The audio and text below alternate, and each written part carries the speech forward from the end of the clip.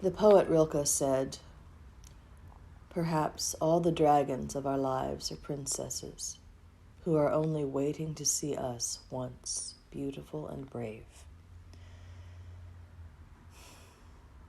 Thinking this morning about people that are struggling with addiction. Where does addiction come from? The most recent studies that I've heard of talk about a feeling of disconnection from society, of isolation, of loneliness, being the seed that's planted that creates the need for the substance that becomes the addiction. But I think it goes a little deeper than that.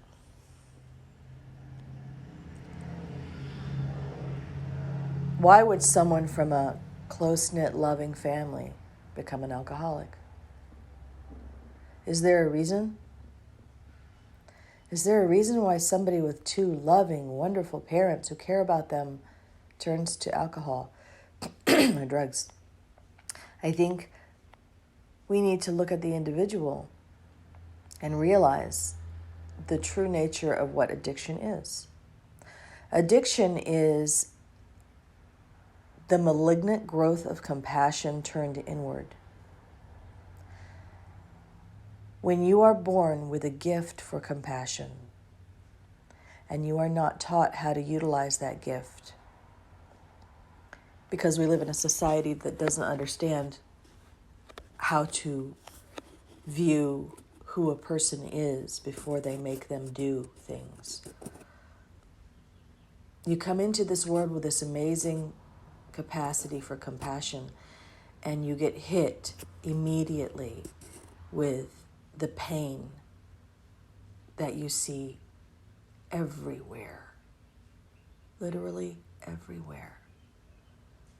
And when you are compassionate, when you are an empath, and you walk down the street, you get bombarded with the energy of pain from every single person that you see.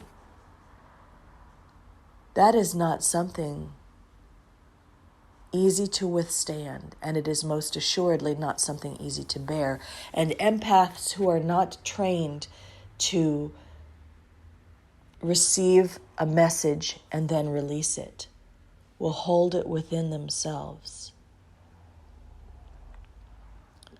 to the point where it becomes completely unbearable. And they must find a way to either release that energy or dull the pain. Since none of us are taught to release the energy, many times empaths end up on a self-destructive cycle of trying to dull the pain.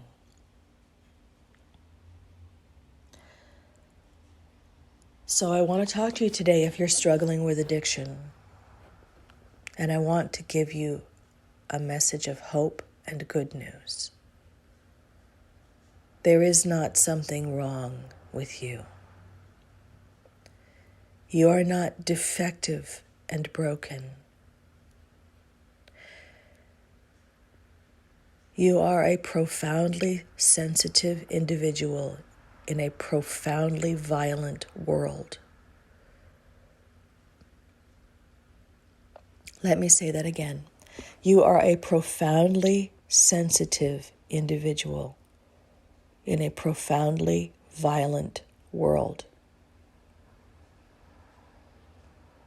If you were not taught how to receive energy and release energy,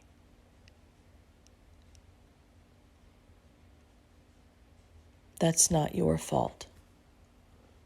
But it's something that you can learn to do. And there is hope. Because there will come a time, if you walk the path, where you will no longer need to dull your senses to manage the energy that is in constant bombardment of you. you will be able to release that energy.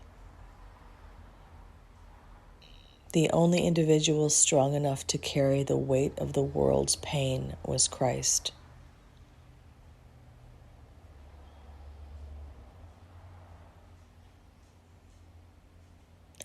And it killed him.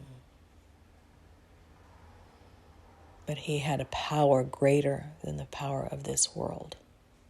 And that power is available to you.